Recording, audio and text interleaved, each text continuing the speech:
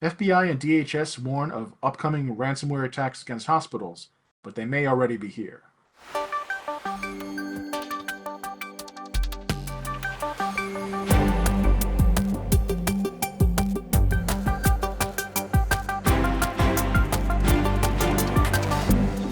Hey, Matt, I heard the FBI, DHS, and HHS warn of credible ransomware threats against U.S. hospitals. Yeah, so this has been a news article for, I want to say, a little bit over a week now. Originally, it was just an alert saying that there was a credible threat against hospitals and healthcare providers, credible ransomware threat, in particular from the Ryuk gang, which is believed to be centered in Russia. So back on the 28th, FBI and DHS put out this alert saying there's a credible information of an increased and imminent cybercrime threat to U.S. hospitals and healthcare providers. Uh, Apparently, this was going to be targeting some 400 healthcare facilities within the United States, but they didn't provide any IOCs, indicators of compromise. They basically said, stay patched and keep your eyes open. And in the days since then, there actually have been some ransomware events. Several hospitals at this point. Some places will say six or so. I won't name them. Other reports saying places in Oregon, Minnesota, Vermont, New York State, Michigan, and Wisconsin have all been hit with some form of a ransomware event or some kind of IT issue that's as of yet publicly unexplained, which sometimes means that they are under a ransomware attack. The common vector in the attacks that have occurred seems to have been Google Drive and phishing. So the initial attack would have been a phishing lure sent to email, would have linked to a Google Drive document. From that Google Drive document, that would have linked to the actual malware for the user to download, install, and then it's not new that hospitals are targets of ransomware. It's really tragic, I think, especially given the situation that we're in right now with the coronavirus. Hospitals need to be operating at full power, and this is really kind of disgusting. That's what I think it is. That being said, like I said, it's not new, but this sort of concerted attack against hospitals, I think, is something that I haven't heard of before, where they're talking about not just attacking hospitals in general one at a time, but more of a concerted effort to hit 400 at once. Um, I'm not sure what I would tell people to do besides the same things that they've been doing all this time. Keeping an eye out for phishing campaigns, being aware of it, informing their staff, not to click any links off to Google Documents or things that they're not expecting. I heard that at least one hospital has decided, as a proactive measure, to stop using email for the time being, which would certainly work as a way to prevent people from opening up phishing emails. But again, that puts a damper on your productivity as well. I'm curious to know what you guys think.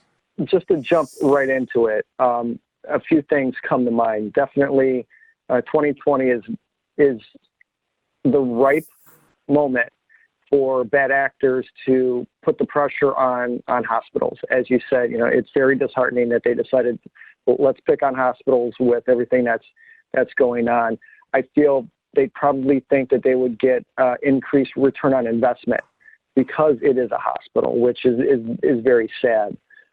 With a lot of the tools and techniques that you can use to look at inbound mail traffic, Google Drives, any of those other legitimate file sharing sources, they immediately come across as a legitimate source. It's only when you sandbox after the fact. And in most cases, if you do have that security control in place, you always will get a patient zero event. And that's probably what they are relying on, is you only need one. So, yeah, seeing that they're going after hospitals, seeing that they're using those tactics to get past some of the security controls is really just, it is disheartening. And it's sad to hear that they're doing this, anytime at all, but definitely this year.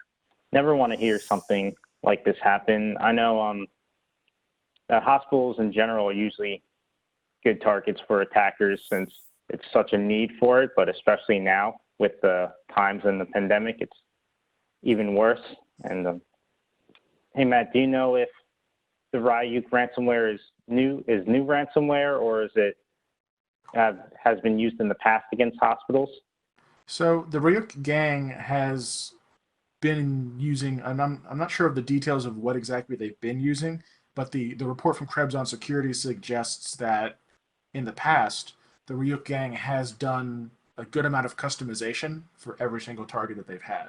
So if you were hospital A would get phishing link A and malware A. Hospital B would get phishing link B and hospital B and those sorts of things. So there's some customization going on. So it wouldn't be something you could just share like file hashes for to detect against. Maybe, if you had a better signature than just the hash, you could do it. But it doesn't seem like that's valuable. At least that's the tone I'm getting from this article. Mandiant had actually released all their previous Ryuk indicators in advance of all of this. Whether that was valuable or not, I don't know. All right, that's all I've got for this one. I would recommend that people keep an eye out for phishing campaigns the same way you always have. If you can get a chance to read some of these articles about Ryuk, there may be some seeds of things that you can dig out and say, it sounds like this is at least the tactic or the pretext that's being used in the phishing campaigns. Maybe focusing more on that than on the specific malware might give you an edge. But unfortunately, I don't have anything great to tell you. It's definitely very informative, Matt. I appreciate it.